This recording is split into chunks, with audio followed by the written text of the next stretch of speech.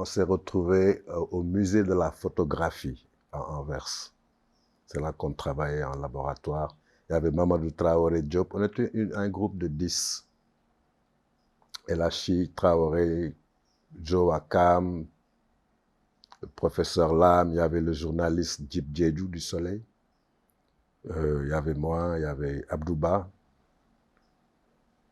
Magaï Niang, le musicien. Il y avait un Français là, Jean-Michel Bruyère, qui était un copain un jour, qui nous a rejoints là-bas. Et on avait pratiquement improvisé une performance pour évoquer le cambriolage du laboratoire carbone 14 de Cheikh Anta Diop le lendemain de son décès. Est-ce que tu étais au courant de ça? Non. Voilà, il y a eu un truc bizarre, quoi. Le bureau de Cheikh Anta a été visité par des gens la nuit, et puis ils ont emporté plein de choses. Et jusqu'à présent, hein, pas d'enquête, pas d'arrestation, on n'ose pas demander qui c'est. On se fait une idée de qui, quoi. Mais le fait que même qu'il y ait eu pas de wax, chute, ça veut dire que, voilà, quoi. Et ça nous avait inspiré à Anvers. On a créé sur place une pièce qu'on a appelée l'attentat. L'attentat au laboratoire, quelque chose comme ça. Et les gens nous ont filmés, et je pense qu'elle a la cassette. Moi, je m'étais battu à l'époque pour qu'on nous donne une copie de la cassette, parce que les gars étaient là à nous filmer. Quand voilà, vous êtes invités, vous êtes à l'hôtel, vous avez votre per diem, le reste c'est à nous, quoi. Je dis pas question. La propriété intellectuelle, c'est nous. Vous êtes là en train de nous suivre, de nous filmer, après, ciao, ciao, quoi. Je dis non. Et donc, je m'étais battu pour qu'on nous donne une copie de toutes les images. Et c'est LH qui avait gardé ça. Et j'avais toujours eu ce réflexe, bien sûr, de protéger les droits des artistes, leurs droits d'auteur, leurs droits de propriété intellectuelle. Et souvent, on se fait avoir, quoi. Quand on est invité en Europe, il y a le billet, hôtel, un peu de sous, t'es content, quoi. Après, ils te prennent et puis ciao, quoi. Et là, je crois que Joe avait senti ça, parce que il avait dit aux organisateurs belges, si Bara ne vient pas, je ne viens pas. Donc les gars ne m'avaient même pas prévu, quoi. Ils ont été obligés de m'envoyer le billet. Et bien sûr, quand je suis venu, j'ai saboté tous leurs plans. Le fait amé, quoi. On n'est pas des cons, nous sommes pendant 10 jours. Vous nous filmez, nous on parle, et puis on s'en va, vous gardez tout, ça va pas, non? Donnez-nous tout ce que vous avez filmé, je veux une copie. On nous a donné une copie et j'ai remis ça à Elage. Mais déjà, respecter la loi, quoi. Il y a une loi qui protège les droits d'auteur. Il y a les lois qui protègent le droit à l'image. Bon, c'est des négociations, mais au moins, il faut documenter cela. Comme j'ai fait là, c'est documenté. Je dis, c'est bon.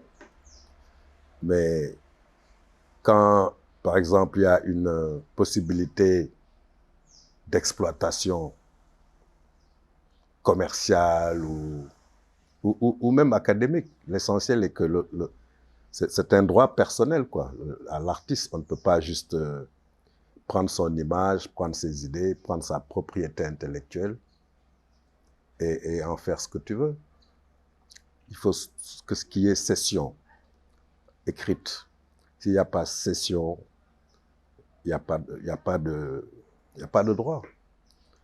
Mais si on ne le sait pas, parce qu'on n'a pas cette éducation d'abord. Je ne sais pas si au Sénégal, il y a des branches spécialisées en propriété intellectuelle, en droit d'auteur, tu vois. Même l'école des arts, je ne pense pas qu'il y ait un petit modèle sur les droits d'auteur. Je pense qu'un artiste qui finit son cursus devrait être armé au minimum de quelques notions avant de sortir de l'école. C'est quoi un contrat? C'est quoi un droit d'auteur? Mais on ne leur apprend pas ça. je ne pense pas que notre système éducatif, tu vois, ait ce corpus d'enseignement autour de la culture, quoi. Tu vois, l'enseignement de l'histoire de l'art, par exemple. Je ne sais pas si on a ça ici, tu vois. Alors que c'est un enseignement très prisé, par exemple, sur le plan international. Hein. Quand tu as un diplôme d'historien de l'art, c'est quand même très, très apprécié. Ce sont ces gens qui deviennent les directeurs de musées ou les critiques d'art ou même des artistes. Tu vois. Donc, je pense qu'il y a tout un écosystème, quoi, qui fait encore défaut chez nous. La loi sur les droits d'auteur au Sénégal date de 2008. Donc, avant 2008, bon, il y avait une loi, je pense, du temps colonial, quoi, des années 57 comme ça. Mais dans les années 80, non, vraiment, on a juste commencé. Parce que justement, il y avait, comme par hasard, peut-être l'implication d'un avocat dans le milieu des artistes. Donc, je commençais à soulever ces problèmes, quoi. Et, tu vois, et j'avertissais les gars, et là, et Joe, tu vois, attention, quoi. Réclamer des contrats, n'allez pas juste vous promener pour des per diem et des séjours à l'hôtel, quoi. Et qu'il y avait d'autres choses plus importantes que les Occidentaux ne voulaient pas qu'on comprenne. Tu vois, ah, les Africains, là, donne-lui à bouffer, donne-lui son per diem, double avion, tête de hôtel, il rentre, il est content, quoi. Alors que c'est beaucoup plus complexe que cela, parce que quand tu t'imagines, on te dit la protection, la durée de protection du droit d'auteur, ça couvre toute la vie de l'artiste et 70 ans après sa mort. Donc, si tu ne contrôles pas tu vois, après ta mort, 70 ans, d'autres gens vont... C'est pas tes héritiers qui vont bénéficier de cela. Si il n'y a pas eu de documentation, de protection légale, quoi, des droits. Et c'est malheureusement, je pense que ça arrive souvent. On ne connaît pas. C'est sûr que, bon, ici, il n'y en a pas beaucoup, je dirais. Hein. Bon. Moi, on disait que, moi, je n'ai pas fait de diplôme de droit d'auteur. Je me suis plongé dedans parce que j'étais avec eux, avec les artistes. Hein. Mais il y a un curriculum de 3e cycle, DES ou docteur en propriété intellectuelle. C'est-à-dire nos juristes, je suis sûr qu'il y en a, quoi. Je ne sais pas si nos universités ici, ils ont peut-être Saint-Louis, parce que j'apprends qu'ils font beaucoup de choses intéressantes à l'université de Saint-Louis. Il faut voir. Mais le système universitaire, d'abord, le système éducatif doit proposer ce curriculum aux juristes. Tu vois, là, le droit de la propriété intellectuelle, qui a 2 branches. Tu vois, il y a la propriété industrielle qui s'occupe les brevets d'invention, les marques, les modèles, les designs. Et il y a la propriété littéraire et artistique qui s'occupe des droits d'auteur, des droits voisins, tu vois, des trucs comme ça.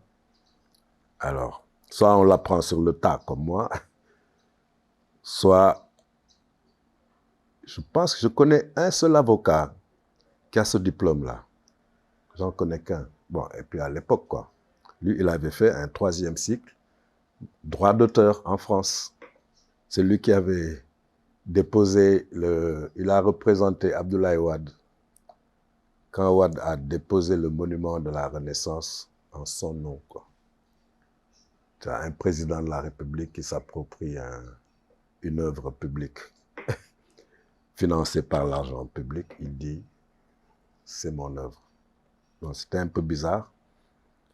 Mais je pense qu'il a réussi à... C'est Abdoulaye Wade qui reçoit, paraît-il, les droits d'auteur sur la statue.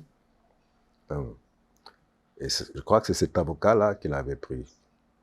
Le droit d'auteur, bon, qui appartient à l'artiste, il est transmissible à ses héritiers. Et il y a ce qu'on appelle le droit moral, tu vois. Le droit moral, il y a ce qu'on appelle le droit de suite. Tu vois, le droit de suite, c'est quand, par exemple, tu achètes mon œuvre et que tu la revendes à une galerie, qui la revende à chaque fois, normalement, que l'œuvre change de main, l'artiste devrait percevoir un pourcentage. 5%, je pense. Chaque fois que l'œuvre change de main. Parce que c'est normal, tu peux acheter une toile à 100 000 francs, mais peut-être que dans 10 ans, ça va coûter 100 millions. Il ne faut pas que l'artiste reste avec ses 100 000 francs, quoi. C'était ça l'idée derrière, que chaque fois que... Parce qu'on suppose qu'avec le temps, l'œuvre prend plus de valeur. Bon, le marché, c'est ça, les gens achètent pour revendre, pour faire des bénéfices. Les galeries qui achètent, ou bien les grandes maisons, les maisons d'enchères internationales. Mais le problème, c'est est-ce que ça s'applique? Comment l'appliquer ici? Le droit de suite, 5%. Il faut d'abord qu'il y ait un marché, qu'on sache, et puis qu'il y ait de la transparence, que telle œuvre a été vendue telle, tu vois, entre businessmen, quoi, entre galeries, par exemple, et maisons d'enchères. Les galeries vont enchérir pour acheter et pour peut-être revendre le double. Mais tout ça, qu'est-ce que gagne l'artiste? Rien chez nous. Parce qu'on n'applique pas le droit d'auteur, c'est tout.